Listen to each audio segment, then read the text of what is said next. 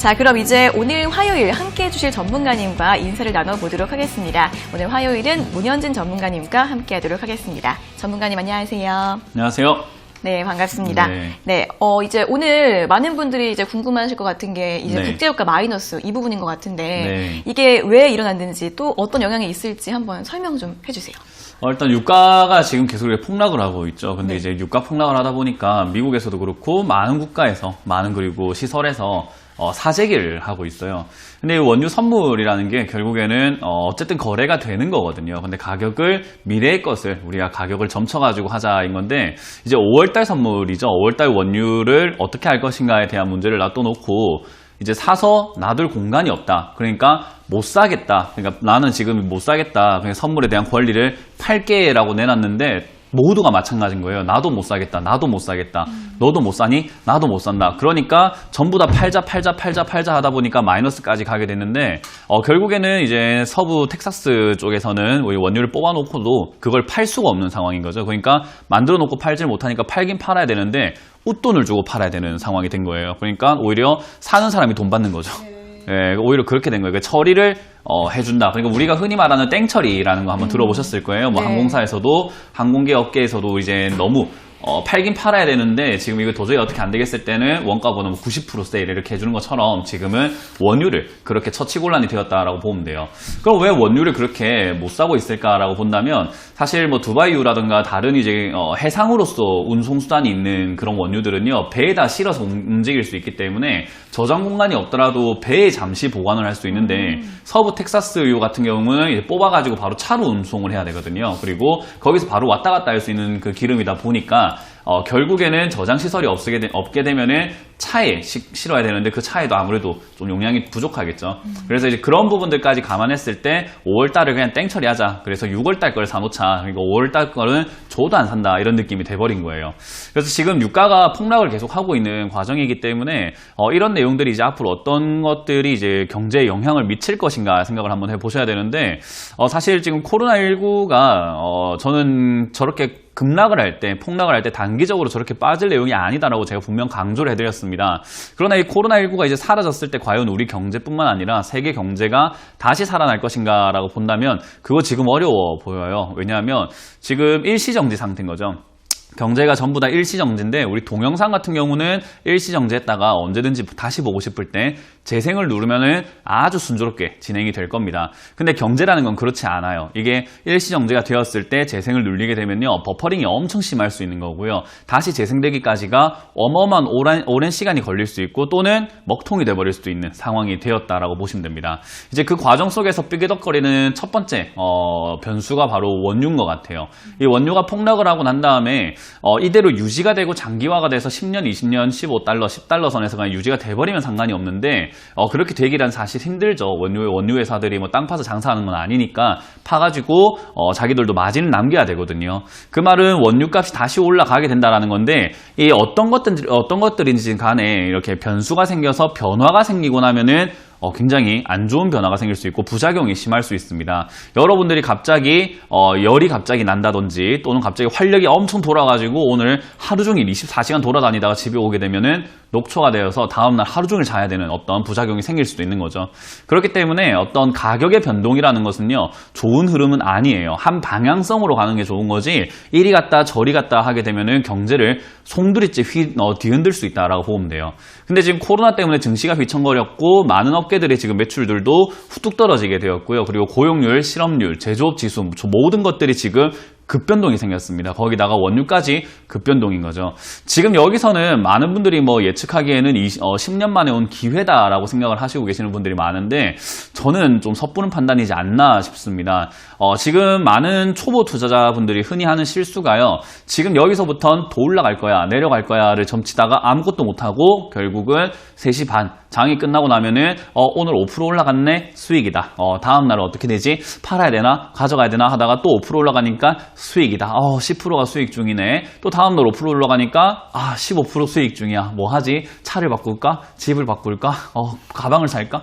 온갖 엄청 희망을 가지실 거예요. 그리고 전문가들한테 물어봐야 되겠다. 언제 팔면 좋을까? 이 전문가, 저 전문가, 이 방송, 저 방송 보니까 누구는 팔아라, 누구는 가져가라, 누구는 가져가면 안 된다, 누구는 가져가면 좋다.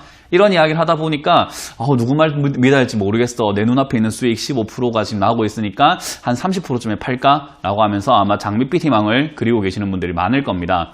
그러면서 여러분들은 흔히 자만을 하게 돼요. 뭐냐면은 시장이 한 5%, 10%만 빠지게 되면은 시장이 조금만이라도 빠지게 되면 난 과감하게 팔아야지라고 생각을 할 겁니다. 절대 그렇게 못합니다.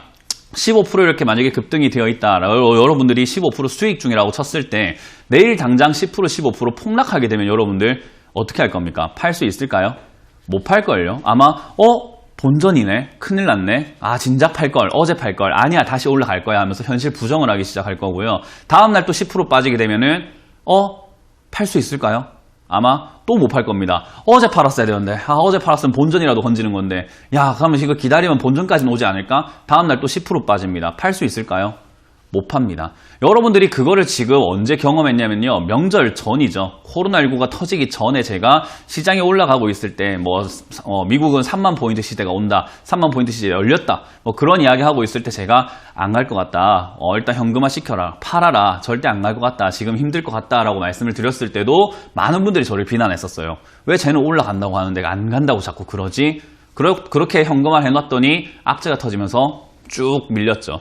그렇게 밀릴 때 여러분들이 팔았나요? 아마 못 팔았을 겁니다. 물려서 50%, 60%, 70% 늘어나는 계좌 손실을 보고 계셨을 거예요. 지금의 선택이요. 나중에 여러분들의 미래를 바꾸게 됩니다. 저는 지금 낙관적으로 봐서는 안 된다라고 봐요. 그리고 사야 되는 시기인가 팔아야 되는 시기인가라고 본다면 여러분들이 들고 있던 캐캐 묵었던 종목들은 팔아내고 지금 시기에 맞는 단기 트레이딩 전략으로 매매를 해야 돼요. 그리고 단기 트레이딩 전략으로 간다면은 역시 손절 라인을 타이트하게 잡아놓거나 추가 매수를 고려해서 비중 조절을 아주 절묘하게 들어가시는 게 좋다 생각이 듭니다.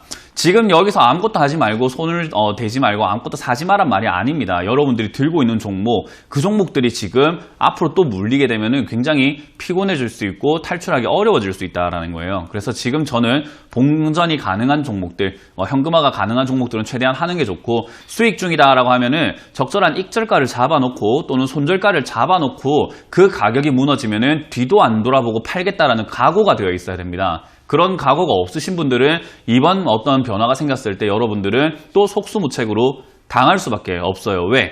마음의 준비가 안 되어 있거든요. 그래서 여러분들이 지금 어떤 준비를 하지 않으면요, 저는 역시 여러분들의 계좌가 올바른 방향으로 갈 수 없다라고 봅니다. 저는 지금 그런 관점에서 봤을 때 현금화가 맞다라고 보고 있고, 저랑 의지가 같고 저랑 뜻이 같아서 저와 함께하고 계시는 분들은 지금 현금화를 계속 시키고 있습니다. 저의 현금화 목표 현금화 비중은요 80% 이상이에요. 지금은 80% 이상을 현금화를 해놓고 20%로 단타 트레이딩 관련 관점으로 지금 매매하는 것이 옳다라고 봅니다.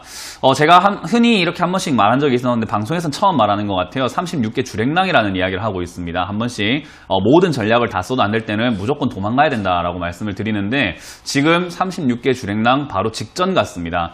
리먼 브라더스 사태가 터졌을 때 금융사가 갑자기 한 번에 망했는데요. 이런 분위기에서 망했어요. 그냥 괜찮을 거야, 아무렇지 않을 거야, 괜찮을 것 같은데 라는 분위기에서 갑자기 파산하고 망했는데 여러분들이 뉴스를 얼마나 보고 계시는지 모르겠지만 지금 건설사 파산 엄청나게 심하게 진행되고 있고요. 지금 그런 과정 속에서 이제 셰일 기업들, 업체들이 부도가 나기 시작하면 제 생각에는 경제에 어떤 엄청난 악재가 하나 터지지 않을까, 지금 금융사도 위험하지 않을까, 은행권도 위험하지 않을까, 그걸 막아내기 위해서 양적 완화로 일단은 잡아놓고 있긴 한데 저는 그게 언제까지 지속이 될지 확신할 수가 없을 것 같습니다. 그리고 지금 이렇게 과열되어 있는 위기감을 언제 터뜨리게 될지도 저는 확신할 수가 없습니다. 언제 터질지도 모르는 시장에서 저는 현금 비중을 여기다가 다 넣어놓고 10년 뒤를 보겠다, 1년 뒤를 보겠다, 너무 막연한 생각 아닌가. 여러분들이 지금 초보로 주식하러 들어오신 분들 제가 경고하는데 그렇게 돈 못 법니다. 그렇게 생각하지 마세요. 지금 너무 막연하게 생각하시는 것 같아서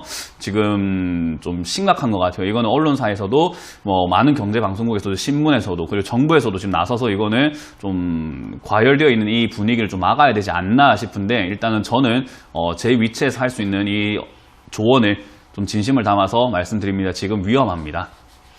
네, 알겠습니다. 자, 국제유가의 그 변동, 이게 위험한 신호로 볼 수 있다는 부분 분석을 들어봤고요. 요즘 시장 전망들이 워낙에 여기저기 다 다르게 나오고 있기 때문에 헷갈리시는 분들이 굉장히 많으실 것 같은데 왜 현금화가 필요한지 이 부분에 대해서 자세하게 설명을 들어봤습니다. 여러분 차분하게 잘 생각하셔서 현명한 판단 잘 내리시길 바라겠고요.